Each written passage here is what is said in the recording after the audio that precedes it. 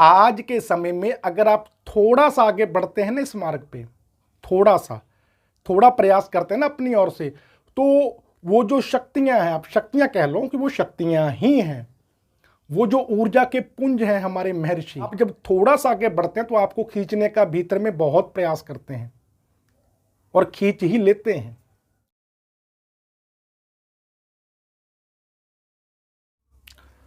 आप सभी साधकों को प्रणाम।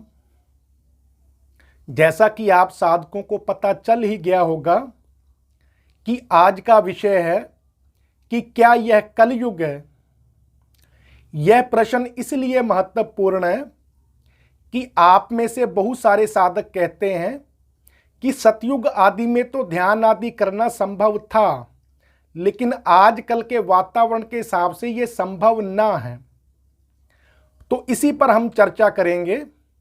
इसी विषय पर यह जो वीडियो है आज का आधारित है। देखिए, प्रकृति के हिसाब से तो यह कलयुग ही है, लेकिन आपके हिसाब से कौन सा युग है यह आप पर निर्भर करता है। आपको कुछ मैं लाभ और हानियां बता देता हूं कलयुग की, और सतयुग की कुछ हानियां बता देता हूं। लाभ तो आप सब जानते ही हैं, लाभ कम है ध्यानी साधक के लिए, नुकसान बहुत अधिक है। नुकसान उस समय आपके पास में बहुत अधिक संभावनाएं ना थी, बहुत ज्यादा चुनने का अधिकार ना था। चुनने का अधिकार का मतलब है आपके पास में मार्ग ही ना थे। जितने मार्ग आपके पास में आज है ना, जितनी विधियां हैं, ये उस समय में उपलब्ध ना थी। देखिए, जैसे जैसे विकास बाहर की ओर बढ़ता है और भीतर की ओर घटता है, वैसे वैसे ही युग परिवर्तन होता है। उदाहरण के तौर पे समझिए कि सतयुग में जो दैनिक जीवन में हमारे जितने भी हमारे पास में सुविधाएं हैं ना, उस समय में कुछ भी नहीं था। उस समय में जो हमारे पूर्वज थे वो जंगलों में कुटिया बना के रहते थे, पहाड़ों की कंदराओं में रहा करते थे।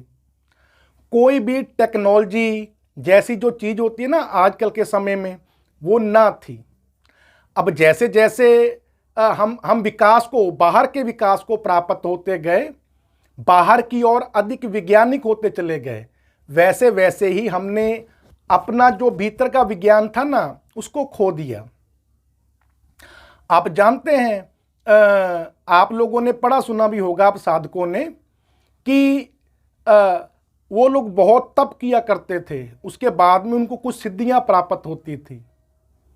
जैसे वायु को सिद्ध कर लेते थे, अग्नि को सिद्ध कर लेते थे, हवा में उड़ते थे, ऐसी ऐसी अनेक बहुत सारी सुविधाएं थी। वायु की गति से कहीं भी जा आ सकते थे। किसी एक आध बहुत ही विशेष लोगों को उस समय में यह प्राप्त होता था। लेकिन बाहरी विज्ञान का आपने इतना अधिक विकास किया कि धीरे धीरे ये जो चीजें हैं ना, ये आपको ऐसे ही उपलब्ध होने लगी। आप द्वापर युग में प्रवेश किए, रथ प्राप्त हो गया, उसके बाद में धीरे धीरे और आगे बढ़े। अब कलयुग में तो आप एक बटन दबाइए, लाइट जल पड़ती है। क्या ये उन शक्तियों के अधीन नहीं है? उस समय तो बहुत बड़ा चमत्कार होता था। आप एक बटन दबाइए, पंखा चलने लगता है। क्या हवा को आपने वश में इस समय नहीं कर रखा है? आप मोटर गाड़ी से कहीं भी जा सकते हैं वायु की गति से, क्योंकि 60, 70, 80 की स्पीड से तो सभी लोग चलते ही हैं। आजकल हवा में, प्लेन में बैठ के कोई भी उड़ता है। तो आपके पास में बाहर की टेक्नोलॉजी तो बहुत भरपूर हो गई, लेकिन जो भीतर की टेक्नोलॉजी थी, भीतर का विज्ञान था, वो वैसे वैसे ही दबता गया जैसे जैसे विज्ञान बाहर की ओर विकसित होता चला गया। तो आप ही हैं जो इन सिद्धियों में, ये जो आजकल बाहर की और विज्ञान के रूप में आपको प्राप्त हुई हैं, उलझे हुए हैं। क्योंकि महर्षि पतंजलि ने पतंजलि योग दर्शन में स्पष्ट कर दिया था कि ये जो सिद्धियां होती हैं, ये ध्यान में, अध्यात्म में साधक के लिए सबसे बड़ी बाधा होते हैं। तो आप लोग उसकी दुर्व्रत तो कर रहे हैं ना, इसीलिए कुछ नहीं कर पा रहे हैं। मैं ये नहीं कहता कि आप इनका प्रयोग नहीं कीजिए, उपयोग नहीं कीजिए, आप सब कीजिए, लेकिन एक सीमा के अंदर।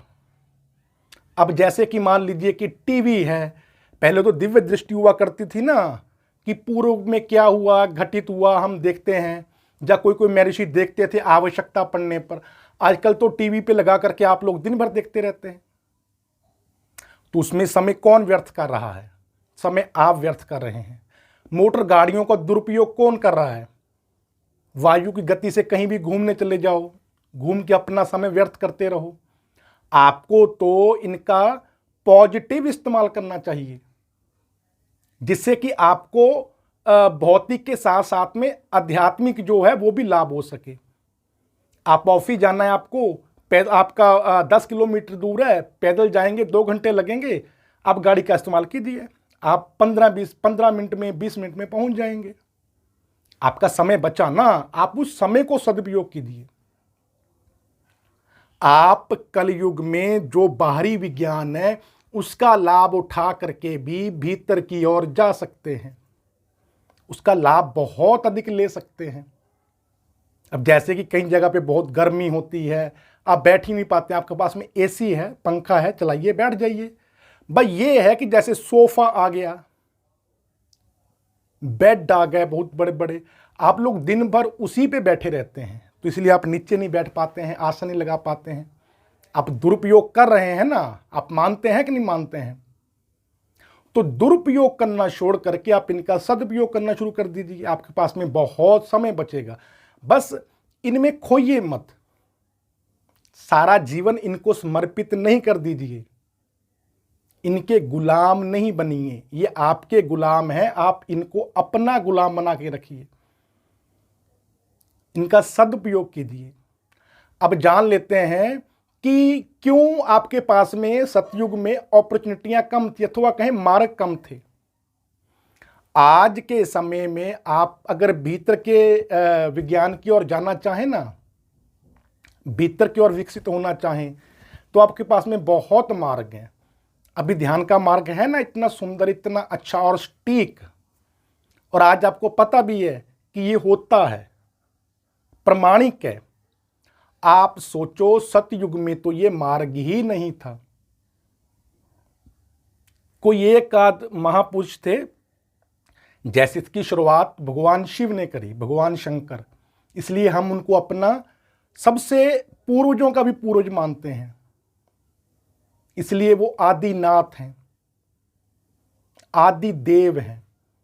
क्योंकि ये जो जितने भी मार्ग हैं ना, इनका परीक्षण भगवान शिव ने सबसे पहले किया। वो बैठे, उन्होंने सब टेक्निक निकाली, उसके बाद में वो भीतर गए, उन्होंने देखा कि किस चीज में क्या कमियां हैं, उसको कैसे सुधारा जाए और ज्यादा इसको अपग्रेड किया जाए, ताकि जो दूसरे साधक हैं उनको भी ये सिखाया जाए, बताया जाए, उनको अच्छा लाभ हो।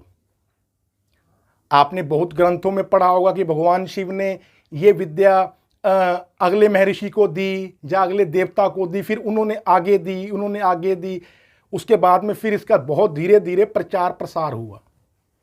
आपको मैं बताना चाहूँगा कि ये ठीक है कि सतयुग में बहुत अधिक लोगों को वस्तुओं के साथ में लगाव नहीं था। वो इसलिए नहीं था, उस समय वस्तुएं ही नहीं थी।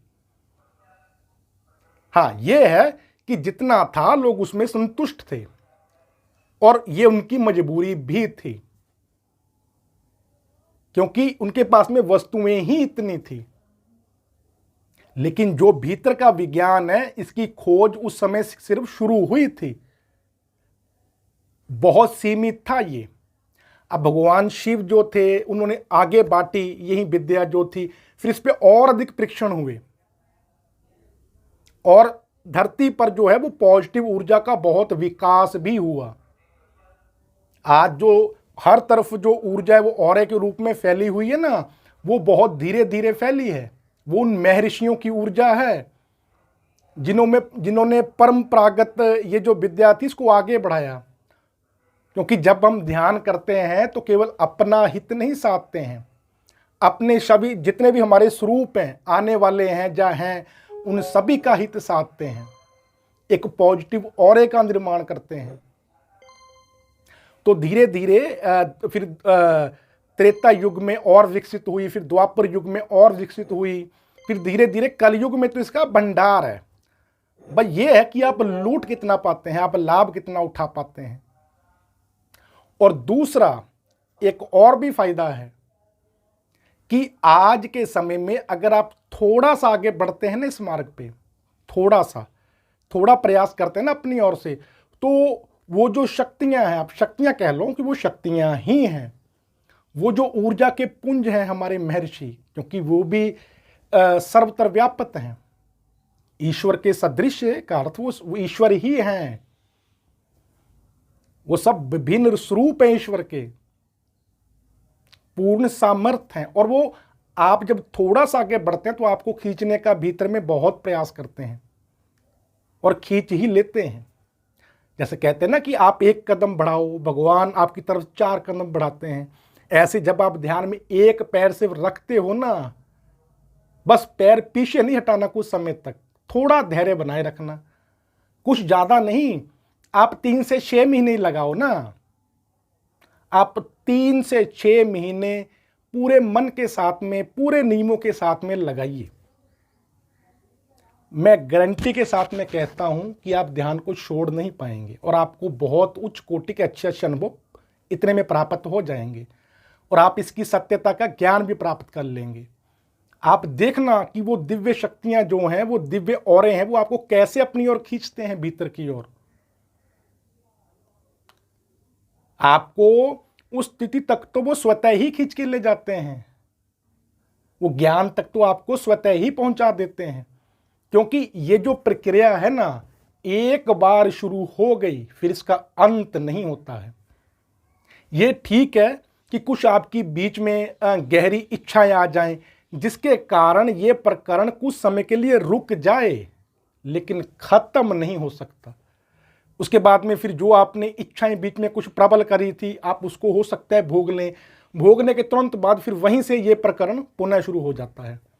बेस्ट उदाहरण है लाहिड़ी महाशय जी। वो पूर्व में भी मुक्त, मतलब कर्मों से मुक्त होने तक की स्थिति में पहुंच गए थे, इच्छाओं से मुक्त होने की स्थिति तक पहुंच गए थे। बस उनके भीतर एक छोटी सी इच्छा आ गई कि काश मेरे पास में भी महल होता, एक परिवार होता पूरा भरा हुआ। बस उनकी ये इच्छा ऐसी हावी हुई कि अगले जन्म में वो जो पूर्व के ऋषि थे ना, महावतार बाबा जी के शिष्य, अगले जन्म में भी लाहिड़ी महाशय जी के रूप में जन्म लिए। वो भी गूढ़ गृहस्थी, 33-34 साल की आयु तक तो उनको अध्यात्म की तरफ कोई भी रुझान नहीं था, बिल्कुल भी नहीं। आपको तो फिर भी है, उनको तो बिल्कुल ही नहीं था। एकदम गूढ़ संसारी और गूढ़ गृहस्थी थे वो। लेकिन जैसे ही वो जो उनकी इच्छा थी वो खत्म हुई, वैसे ही जो जहां होने पर आई, वैसे ही महावतार बाबा जी ने फिर उनको खींच लिया। तो ऐसे ही आपके पीछे भी जब आप शुरू करते हैं, शुरुआत करते हैं, तो बहुत सारी दिव्य शक्तियां लग जाती हैं। आपको चिंता करने की आवश्यकता ना है, आप केवल शुरुआत कीजिए। आप एक बार आजमा के देखिए, और हो सकता है कि आप में से बहुत सारे साधकों के साथ में ऐसा हुआ भी हो, और जिनके साथ में हुआ हो वो कमेंट में जरूर लिखना। उसका कारण है, हाँ, डीपली मत लिखना, अपने अनुभव मत लिखना बहुत डीपली, बस हल्का लिखना, जिससे कि बाकियों की धारणा जो है उसका प्रभाव भी ना पड़े आप पर नेगेटिव। इससे क्या कि बाकी जो साधक है वो प्रोत्साहित होंगे, और मेरे को विश्वास है कि आप में से बहुत जनों के साथ में ऐसा हुआ होगा, क्योंकि आप में से कुछ साधकों को तो मैं जानता हूं जो ध्यान की अच्छी स्थिति में हैं, अब जो ध्यान को छोड़ ना सकते हैं। वो बताएं कि क्या आप वो ध्यान को छोड़ सकते हैं? नहीं छोड़ सकते हैं, वो जुड़ गए हैं ना, इसीलिए। तो आप साधकों का किसी भी प्रकार का इस विषय पे कोई भी प्रश्न हो अथवा संशय हो, तो आप साधक कमेंट के माध्यम से अथवा ईमेल के माध्यम से पूछ सकते हैं, मैं उसका उत्तर अवश्य दूंगा। और अगर आप साधकों का कोई और भी ध्यान से रिलेटिव, आसन आदि से रिलेटिव कोई भी प्रश्न हो अथवा समस्या हो, आप मेरे को कमेंट अथवा ईमेल के माध्यम से पूछिएगा, मैं उत्तर अवश्य दूंगा। आप सभी साधकों को प्रणाम।